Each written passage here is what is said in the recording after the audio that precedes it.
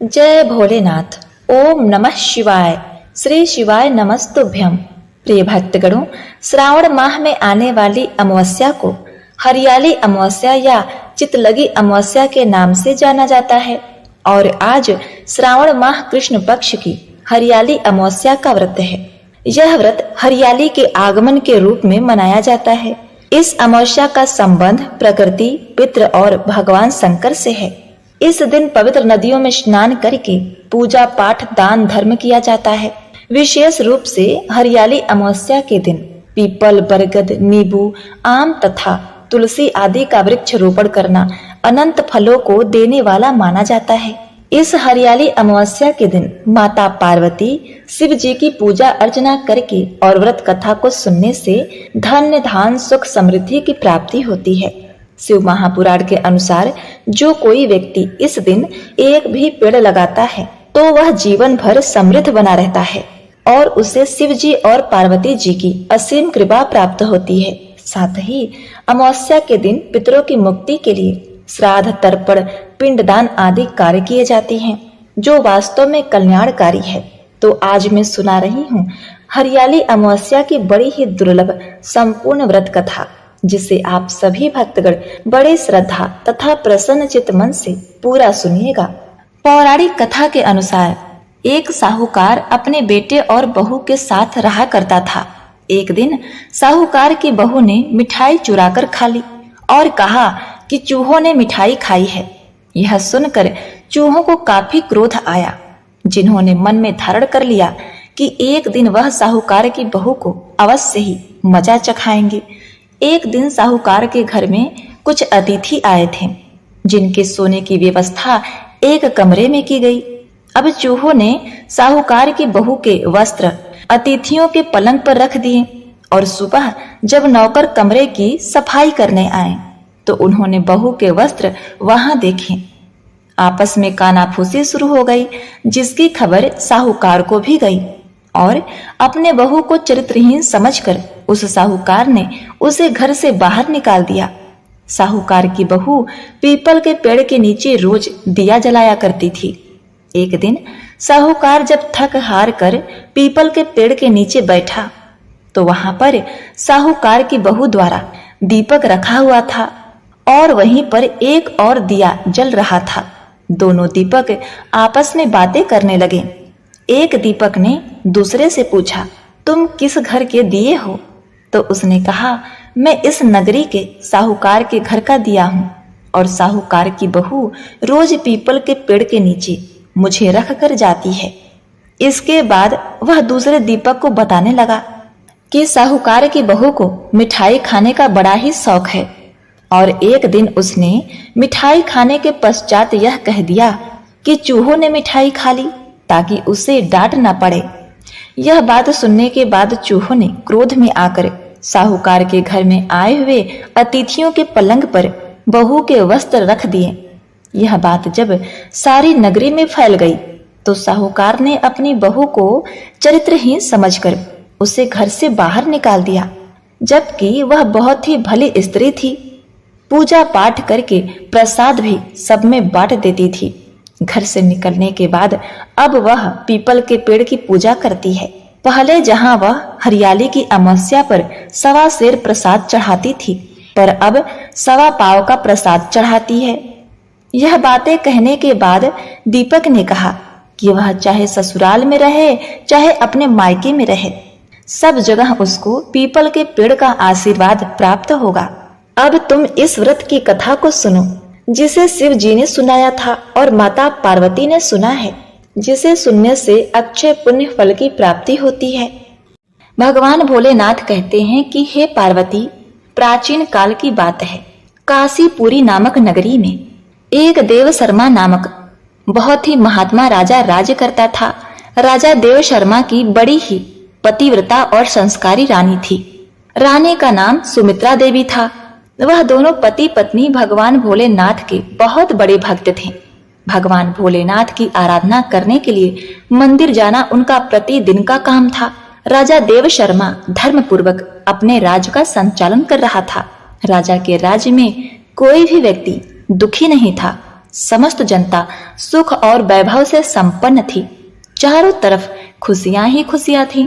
भगवान भोलेनाथ कहते हैं, हे पार्वती, इसी प्रकार धीरे धीरे कुछ समय व्यतीत हो गया, परंतु राजा के यहाँ कोई संतान उत्पन्न नहीं हुई। राजा की आयु भी ढल चुकी थी। एक दिन की बात है, सुबह सुबह राजा अपने नगर के एक बागीचे में टहल रहा था और उधर से एक झाड़ू वाली गली में झाड़ू लगा रही थी। तब वह स्त्री राजा को देखते ही अपना मुंह दूसरे तरफ फेर कर खड़ी हो गई। उसका ऐसा व्यवहार देखकर राजा देव शर्मा को बिल्कुल भी अच्छा नहीं लगा। राजा उस समय तो भगवान शिव की पूजा करने मंदिर जा रहे थे, इसलिए उसने कुछ भी नहीं कहा। लेकिन जब वह राज दरबार में आए तो उन्होंने अपने एक सैनिक को बुलाकर कहा, तुम जाओ और उस झाड़ू वाली को बुलाकर लाओ, उससे मुझे कुछ जरूरी बातें करनी है। वह सैनिक उस झाड़ू वाली के पास जाता है जिसने राजा को देखकर मुंह फेर लिया था। सैनिक ने कहा, तुम्हें राजा ने दरबार में बुलाया है। वह झाड़ू लगाने वाली मन में विचार करने लगी कि महाराजा का आदेश है तो टाल नहीं सकती, इसलिए चलना तो पड़ेगा, लेकिन पुत्रहीन राजा का मुंह देखना बहुत ही बुरा होगा। वह झाड़ू लगाने वाली उस सैनिक के साथ राजा के दरबार में चल देती है और कुछ समय बाद महाराजा के दरबार में जाकर उपस्थित होती है और राजा को प्रणाम करती है। महाराजा कहते हैं, हे बहन, आप मुझे एक बात बताओ, आज प्रातः काल जब मैं भगवान शिव के मंदिर जा रहा था तो तुमने मुझे देखकर अपना मुंह क्यों फेर लिया? तब महिला कहती है, हे महाराज, आप भले ही मुझे मृत्यु दंड दे दें, इस पर भी मुझे कोई ऐतराज नहीं होगा, परंतु मैं सत्य ही बोलूंगी। महाराज, आपके यहाँ तो परम विद्वान और श्रेष्ठ महर्षि राजपुरोहित सब विराजमान हैं। अगर मैं गलत बोलूं तो आप इनसे ही पूछ लीजिएगा।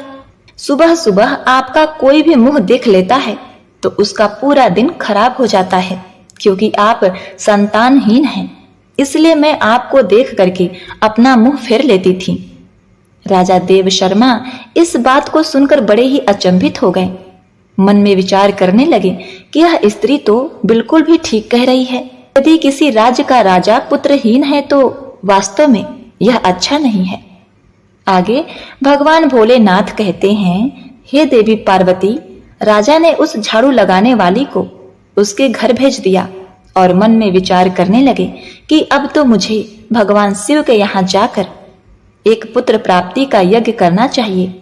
ऐसा विचार करके राजा अपने महल में आए और अपनी रानी से कहने लगे, हे रानी, हमारे नगर के लोग हमारा मुंह भी देखना पसंद नहीं करते, क्योंकि हम संतानहीन हैं, हमारी कोई संतान नहीं है।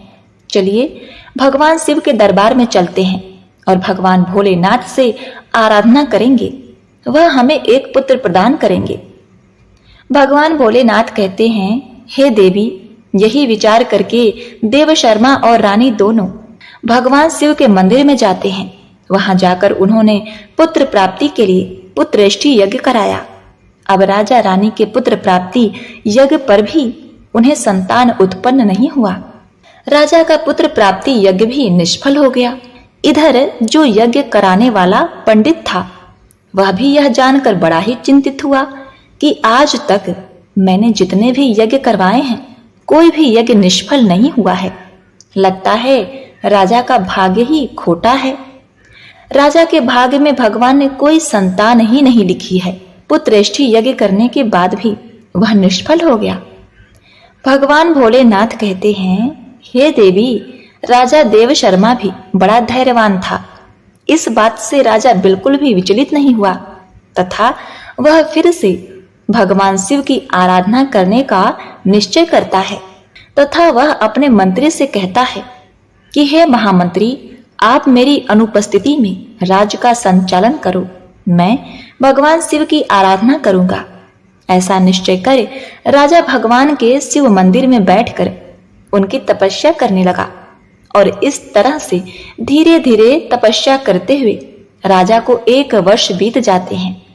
इधर भगवान शिव भी सोचने लगे कि मुझे अब इस भक्त के पास जाना चाहिए कुछ समय बाद भगवान शिव नंदी पर विराजमान होकर उस राजा के सामने प्रकट होते हैं और कहने लगते हैं, हे राजन, मैं तुमसे अति प्रसन्न हूं, वरदान मांगो, तुम मुझसे क्या वरदान चाहते हो? राजा ने कहा, हे प्रभु, आप तो अंतर्यामी हैं, सबके मन की बातें जानते हैं। जैसे हंस के बिना सागर सूना है, कोयल के बिना जैसे बाग सूनी है, उसी प्रकार पुत्र के बिना मेरा समस्त कुल सूना है। राजा की बात सुनकर भगवान शिव बोले, हे राजन, तुम्हारे भाग्य में 7 जन्मों तक कोई संतान नहीं है, परंतु तुमने मेरी आराधना बड़े ही निष्ठा भाव से की है, इसीलिए मैं तुम पर प्रसन्न हूँ। इसीलिए मैं तुम्हें एक पुत्र प्राप्ति का वरदान देता हूँ, लेकिन ध्यान रखना, उस पुत्र की आयु मात्र 21 वर्ष होगी। 21 वर्ष तक वह तुम्हें पुत्र का सुख देकर पुनः अपने स्थान को लौट जाएगा। राजा ने सोचा, चलो 21 वर्ष ही सही, कम से कम संतानहीन होने का कलंक तो मिट जाएगा। राजा ने कहा, हे प्रभु, आपकी जो इच्छा हो, मुझे पुत्र प्रदान कर दीजिए। प्रिय भक्तगणों, उसी समय भगवान भोलेनाथ ने अपने एक गढ़ को बुलाया और उससे कहा, हे गढ़, तुम जाओ और 21 वर्ष के लिए इस राजा के पुत्र के रूप में जन्म ले लो। अब राजा मंदिर में से भगवान भोलेनाथ का वरदान लेने के बाद वापस अपने महल को लौट जाता है और यह सूचना अपने राज पुरोहित और महारानी को सुनाता है। इसी प्रकार अब धीरे धीरे समय व्यतीत हुआ और भगवान भोलेनाथ के वरदान के अनुसार रानी गर्भवती होती है। यह देखकर राजा के घर में खुशियों की लहर दौड़ जाती है। राजा बहुत ही प्रसन्न होता है। समय के अनुसार भगवान भोलेनाथ के उस महान गढ़ ने राजा के पुत्र के रूप में जन्म लिया। यह देखकर राजा और रानी बड़े ही प्रसन्न हुए। संपूर्ण काशी नगरी में उत्सव मनाया गया।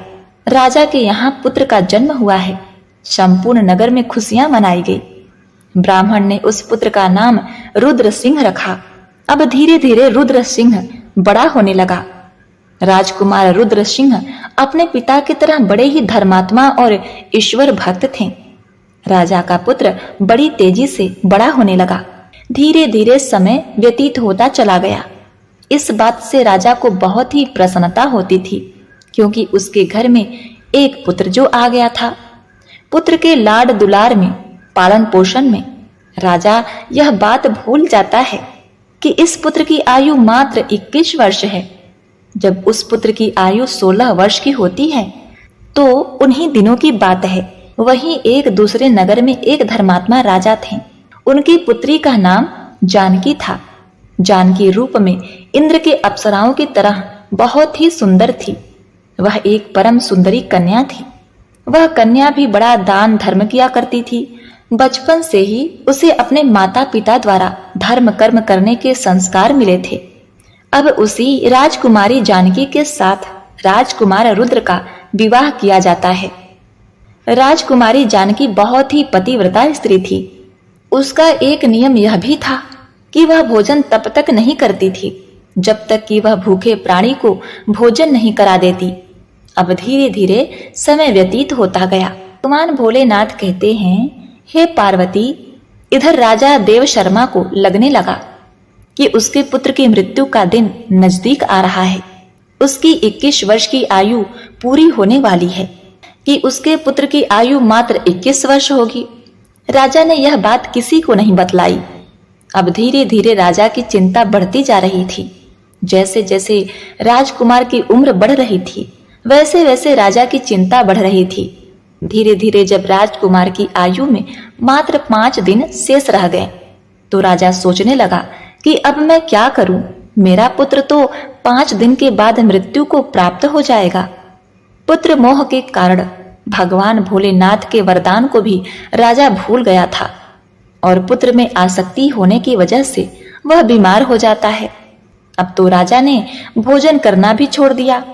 इधर जब वह दिन आ गया जिस दिन उसके पुत्र की मृत्यु होने वाली थी, उस दिन राजा सुबह से ही भगवान भोलेनाथ का ध्यान करने लगता है और भोलेनाथ से कहने लगा, हे प्रभु, पुत्र के जाने का दुख सहन करने की मुझे शक्ति प्रदान करिए। विधि के लिखे को तो कोई नहीं बदल सकता, जो होता है वह तो होकर ही रहेगा। उस राजकुमार की जो नवविवाहिता स्त्री थी, वह प्रतिदिन भूखों को भोजन कराया करती थी, पक्षियों को दाना चुगाया करती थी।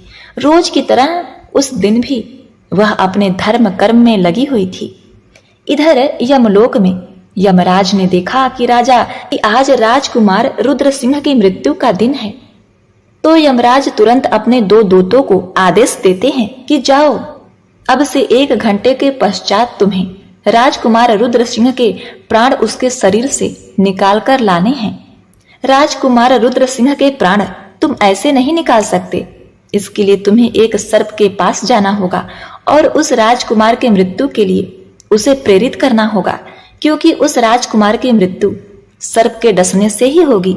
जो सर्प उसे डसेगा तभी उसकी मृत्यु हो सकती है। यमराज ने अपने दोनों दूतों से कहा कि जाओ और शीघ्रता से अपना काम पूर्ण करो और 1 घंटे के अंदर ही उसके प्राणों को लेकर आना। दोनों यमदूत राजकुमार रुद्र सिंह के प्राण लेने के लिए चल दिए और उधर यमराज की माया से प्रेरित होकर एक सर्प राजमहल में प्रवेश करता है। अब वह सर्प तो यमराज से प्रेरित था, इसलिए घूमता हुआ वह राजकुमार की सैया पर जा पहुंचा, जहां राजकुमार सोया करता था। वहां जाकर राजकुमार के बिस्तर के पास बैठ जाता है।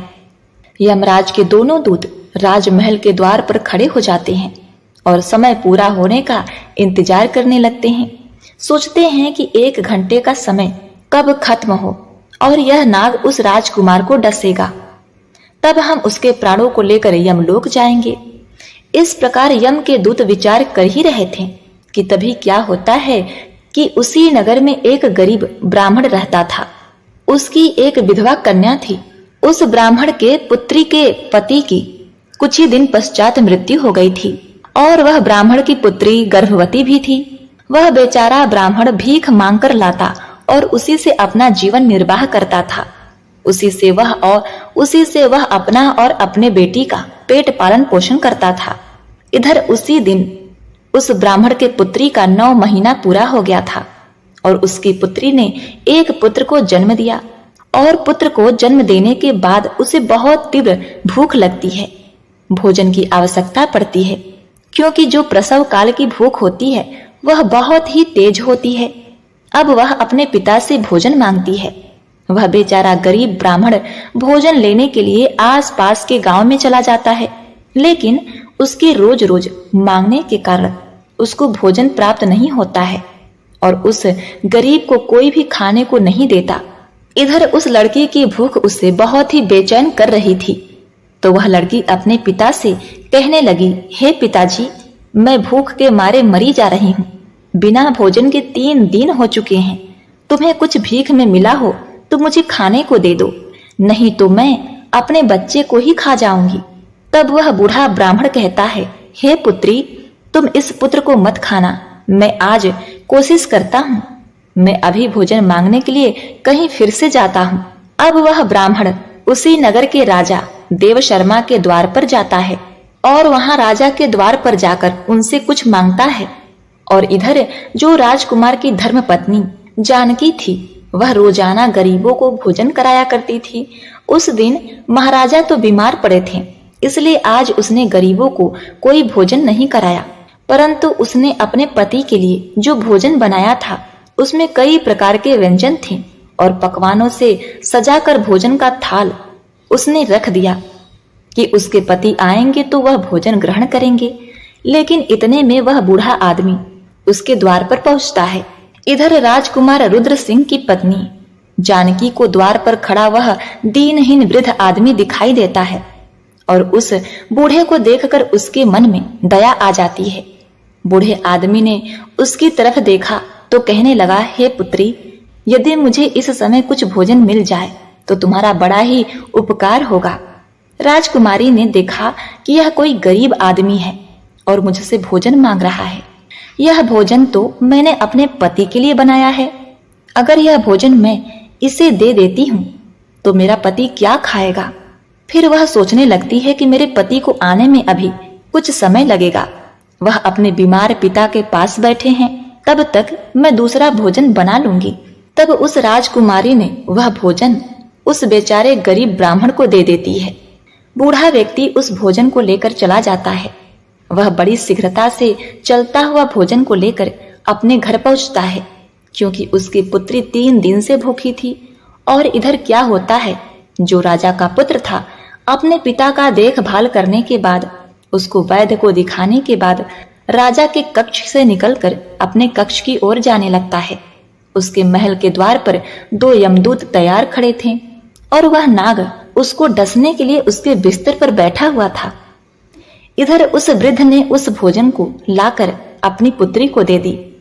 तब भगवान भोलेनाथ कहते हैं, हे देवी पार्वती, आप यह ध्यान रखें कि किसी भी विपत्ति को टालने के लिए मनुष्य को एक संकेत मात्र मिलता है, और यदि व्यक्ति उस समय को पहचान जाए, उस संकेत को समझ जाए, तो बड़ी से बड़ी विपत्ति भी टाली जा सकती है। राजकुमार ने अपने कक्ष में जाने के लिए जब सीढ़ियों पर पैर रखा तो उसे छींक आ गई। उधर उसका निर्धारित समय पूरा होने वाला था। यम के दूत बड़े ही उतावले हो रहे थे कि 1 घंटे का समय पूरा होने वाला है, उसमें कुछ ही क्षण शेष बचे हैं। साथ साथ उधर वह नाग गुस्से में बैठा हुआ उसके आने का इंतजार कर रहा था। फिर वह राजकुमार आएगा और मैं उसे डसूंगा। इधर वह बूढ़ा गरीब ब्राह्मण भोजन ले जाकर अपनी बेटी को दिया था, तो लड़की ने उस भोजन को खाने के बाद पूछा कि हे पिताजी, यह भोजन आपको किसने दिया है? लड़की के पिता ने कहा, पुत्री, यह भोजन यहाँ की महारानी ने दिया है। यहाँ के राजा के जो पुत्र वधू हैं, उसने मुझे यह दया करके स्वादिष्ट भोजन दिया है। भोजन देखकर लड़की की आत्मा से दुआ निकलने लगी। वह भगवान से प्रार्थना करने लगी और कहने लगी, हे भगवान, जिसने भी यह भोजन दिया है उसका सुहाग अखंड और अमर हो जाए और वह सदैव सौभाग्यवती बनी रहे। जैसे ही वह उस भोजन का निवाला अपने मुंह के अंदर ले जाती है, उसी समय उसकी आत्मा से आशीर्वाद निकलता है कि उसका पति अमर हो जाए। आगे भगवान भोलेनाथ कहते हैं कि सच्ची आत्मा से निकला हुआ आशीर्वाद जरूर फलित होता है। अब इधर लड़की का आशीर्वाद भगवान के पास जाता है, अर्थात देवों के देव महादेव के पास पहुंचता है। तो भगवान भोलेनाथ का सिंहासन हिल गया कि यह क्या हुआ, मेरा सिंहासन क्यों हिल रहा है। भगवान शिव जी मन में विचार करने लगे कि संसार में ऐसा क्या घटित होने वाला है। तो उन्होंने तुरंत नारद जी को बुलाया और नारद से कहा कि हे नारद मुनि, देख कर आइए कि तीनों लोकों में क्या घटित होने वाला है। नारद ने जब देखा तो समझ गए। उन्होंने जाकर के भगवान शिव जी से कहा, हे प्रभु, एक बड़ी ही विचित्र घटना घट रही है। राजा देव शर्मा के पुत्र की मृत्यु का समय आ गया है। यमदूत दरवाजे पर खड़े हैं। नाग उसके बिस्तर में फन फैलाए बैठा है। राजकुमार सीढ़ियों पर चढ़कर कमरे की तरफ ऊपर जा रहा है। जैसे ही वह अपने बिस्तर पर जाकर बैठेगा, नाग उसे डस लेगा।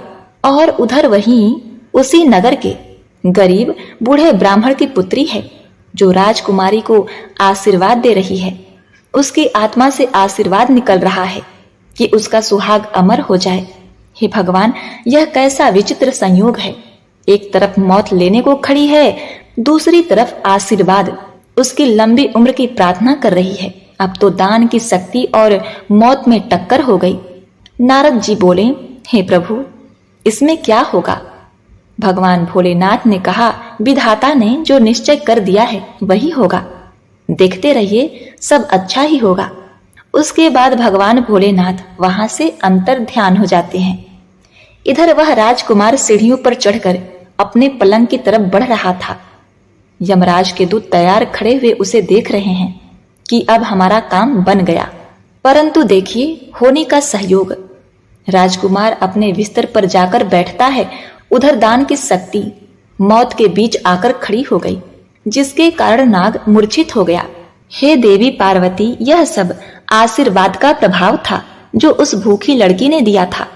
भगवान भोलेनाथ कहते हैं, हे देवी पार्वती, जब श्राप लग जाता है तो आशीर्वाद भी लगता है।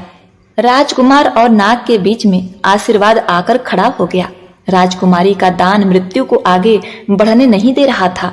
यम के दूत उस दान की शक्ति से कहने लगे कि तुम यहाँ से लौट जाओ, हमें हमारा काम करने दो, हम इसको लेने के लिए आए हैं, इसके प्राण लेकर ही जाएंगे। तो हरियाली अमावस्या के दान की शक्ति और उस लड़की का आशीर्वाद कहने लगा, ऐसा कभी नहीं होगा कि हमारे होते कि तुम इसके प्राणों का हरण कर सको। अब दोनों में बहस आरंभ हो जाती है। बहस आरंभ हुई तो उसमें युद्ध भी शुरू हो गया और दान की शक्ति ने उस यम के दूतों को आगे बढ़ने से रोक दिया। यम के दूत आगे नहीं बढ़ पाए और यम के दूत वापस हार कर यमलोक को चले गए।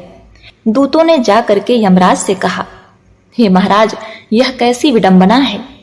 यमराज ने कहा, तुम लोग खाली हाथ कैसे आ गए?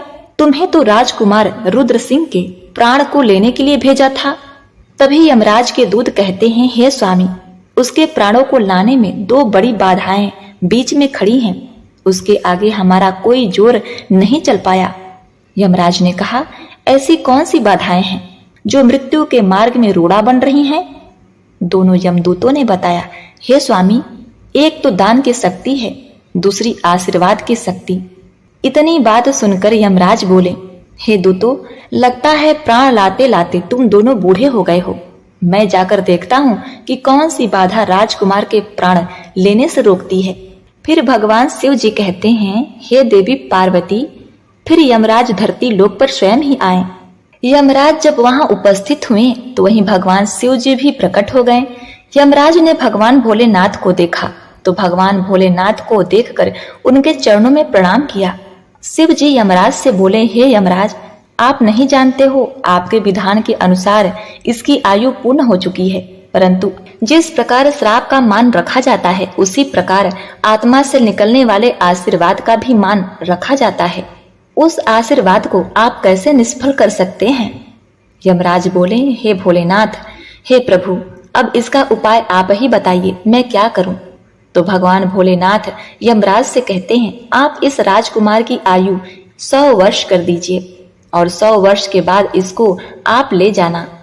यह उस शक्ति के आशीर्वाद के कारण और वरदान के कारण मृत्यु के योग्य नहीं है, इसीलिए मृत्यु को इसने जीत लिया है। भगवान भोलेनाथ के कहने पर यमराज ने प्रकृति के नियमों में परिवर्तन किया और राजकुमार रुद्र सिंह की आयु को बढ़ाकर 100 वर्ष कर दिया। इसके बाद यमराज यमलोक को लौट गए। इधर राजकुमार रुद्र सिंह की आयु 100 वर्ष हो गई। भगवान भोलेनाथ कहते हैं, इस प्रकार अमावस्या के दिन एक भूखे को दान देने पर राजा की औलाद पर आए मृत्यु टल गई। इसीलिए तो मनुष्य के अच्छे कर्म, दया भाव, दीनहीन की सेवा मृत्यु को भी टालने में समर्थ रखती है। लेकिन मनुष्य को यह देखना चाहिए कि जिसको वह दान दे रहा है वह उस दान का पात्र है या नहीं, अर्थात वह दान देने के योग्य है या नहीं। यदि मनुष्य सुपात्र को दान देते हैं तो उस दान के सामने मौत भी पराजित हो जाती है। यदि व्यक्ति किसी की सेवा करके और उसके कठिन समय में काम आकर उसकी मदद करते हैं और यदि किसी का आशीर्वाद लेते हैं तो वह आशीर्वाद मृत्यु को भी टाल सकता है। दान की और आशीर्वाद की शक्ति बहुत बड़ी होती है, उस शक्ति से बड़ा संकट टल जाता है। इस प्रकार भगवान शिव जी ने माता पार्वती को बताया कि वह कौन सी बातें हैं जो संतान पर आए मृत्यु भी टाल सकती है। प्रिय भक्तगणों, दोनों दीपकों द्वारा सुनाई गई माता पार्वती और शिव जी की यह बात और कथा सुन करके साहूकार ने घर आकर अपनी पत्नी को सारी बातें बताई। उसके बाद वह दोनों बहू को मान सम्मान के साथ अपने घर ले आए। अगले साल हरियाली अमावस्या आने पर साहूकार एवं साहूकार के सारे परिवार ने 1.25 सेर प्रसाद चढ़ाया और भगवान भोलेनाथ से प्रार्थना की कि श्रावण अमावस्या पर जो भी व्यक्ति पीपल का पूजन करे और पेड़ पौधे लगाए, भगवान शिव माता पार्वती की पूजा अर्चना करे, उन्हें अखंड सौभाग्य देना, उनके घर को धन धान से संपन्न बना देना। तो बोलिए ओम नमः शिवाय। प्रिय भक्तगणों, कथा को समाप्त करते हुए अब आइए श्रवण करते हैं भगवान शिव जी की चालीसा। इसे श्रवण करने से भक्तों को सभी दुखों से मुक्ति मिल जाती है। जय गणेश गिरिजा सुवन मंगल मूल सुजान। कहत अयोध्या दास तुम देहु अभय वरदान। जय गिरिजापति दीन दयाला सदा करत संतन प्रतिपाला। भाल चंद्रमा सोहत नीके कानन कुंडल नाग फनीके। अंग गौर सिर गंग बहाए मुंड माल तन छार लगाए। वस्त्र खाल बाघंबर सोहे छवि को देख नाग मन मोहे। मैना मातु की हवे दुलारी बाघ अंग सोहत छवि न्यारी। कर त्रिशूल सोहत छवि भारी करत सदा शत्रुन क्षयकारी। नंदी गणेश सोहे तह केसे सागर मध्य कमल है जैसे। कार्तिक श्याम और गणराऊ या छवि को कही जात न काऊ। देवन जब ही जाय पुकारा तब ही दुख प्रभु आप निवारा। किया उपद्रव तारक भारी देवन सब मिली तुम ही जुहारी। तुरत षडानन आप पठाऊ लवनी में महामारी गिराऊ। आप जलंधर असुर संहारा सुयश तुम्हारा विदित संसारा। त्रिपुरासुर सन युद्ध मचाई सब ही कृपा कर लीन बचाई। किया तपहि भगीरथ भारी पूर प्रतिज्ञाता सुपुरारी। धानिन मह तुम सम को नाही सेवक स्तुति करत सदाही। वेद माहि महिमा तुम गाई अकथ अनादि भेद नहीं पाई। प्रकटि उदित मंथन में ज्वाला जरत सुरासुर भय विहाला। कीन्ही दया तह करी सहाई नीलकंठ तब नाम कहाई। पूजन राम चंद्र जब कीन्हा जीत के लंक विभीषण दीन्हा। सहस कमल में हो रह धारी कीन्ही परीक्षा तब ही पुरारी। एक कमल प्रभु रखऊ जोई कमल नयन पूजन चह सोई। कठिन भक्ति देखी प्रभु शंकर भये प्रसन्न दिए इक्षित वर। जय जय जय अनंत अविनाशी करत कृपा सबके घटवासी। दुष्ट सकल नित मोहि सतावे भ्रमत रहो मोहि चित्त न आवे। त्राहि त्राहि में नाथ पुकारो एहि अवसर मोहि आन उबारो। लय त्रिशूल शत्रुन को मारो संकट ते मोहि आन उबारो। मात पिता भ्राता सब होई संकट में पूछत नहीं कोई। स्वामी एक है आस तुम्हारी आय हरहूँ मम संकट भारी। धन निर्धन को देत सदाही जो कोई जाचे सो फल पाही। स्तुति के ही विधि करे तुम्हारी क्षमहु नाथ अब चूक हमारी। शंकर हो संकट के नाशक मंगल कारण विघ्न विनाशन। योगी यति मुनि ध्यान लगावे शारद नारद शीस नवावे। नमो नमो जय नमः शिवाय सुर ब्रह्मादिक पार न पाय। जो यह पाठ करे मन लाई तापर होत है शंभु सहाई। ऋणिया जो कोई हो अधिकारी पाठ करे सो पावनहारी। पुत्र हो न कर इच्छा जोई निश्चय शिव प्रसाद तेहि होई। पंडित त्रयोदशी को लावे ध्यान पूर्वक होम करावे। त्रयोदशी व्रत करे हमेशा ताके तन नहीं रहे कलेशा। धूप दीप नैवेद्य चढ़ावे, शंकर सम्मुख पाठ सुनावे। जन्म जन्म के पाप नसावे, अंत धाम शिवपुर में पावे। कहे अयोध्या दास तुम्हारी, जानि सकल दुख हरहु हमारी। नित नेम उठी प्रातः ही, पाठ करो चालीसा। तुम मेरी मनोकामना पूर्ण करो जगदीश। मगशिर छठी हेमंत ऋतु, संवत 64 जान। स्तुति चालीसा शिव ही, पूर्ण कीजय कल्याण। ओम नमः शिवाय। प्रिय भक्तों, आइए अब श्रवण करते हैं भगवान शिव जी की आरती। जय शिव ओमकारा, ओम जय शिव ओमकारा। ब्रह्मा विष्णु सदा शिव, अर्धांगी धारा। ओम जय शिव ओमकारा, एकानन चतुरानन पंचानन राजे।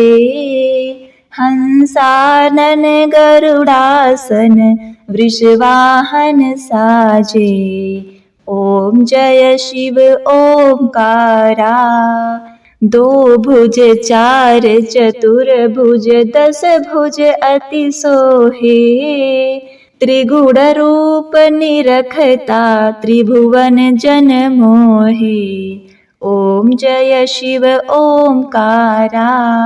यक्ष माला वन माला, मुंड माला धारी।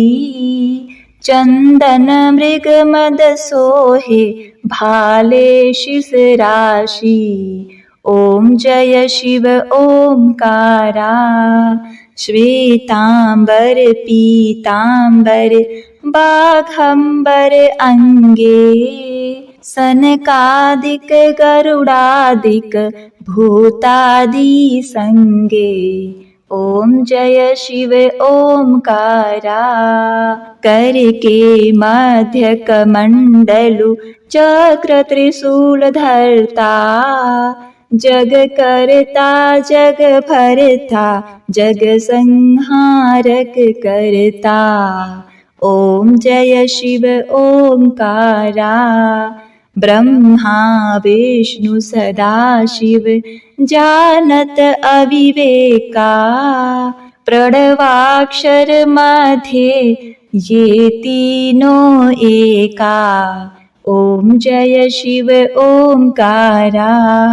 काशी में विश्वनाथ विराजत, नंदी ब्रह्मचारी। नित उठी भोग लगावत, महिमा अति भारी। ओम जय शिव ओमकारा। त्रिगुण शिव जी की आरती, जो कोई नर गावे। कहत शिवानंद स्वामी, मन वांछित फल पावे। ओम जय शिव ओमकारा। कर्पूर गौरम करुणावतारम, संसार सारम भुजगेन्द्रहारम। सदा वसंतं हृदयारविंदे, भवं भवानी सहितं नमामि। प्रेम से बोलिए नमः पार्वती पते, हर हर महादेव। ओम नमः शिवाय।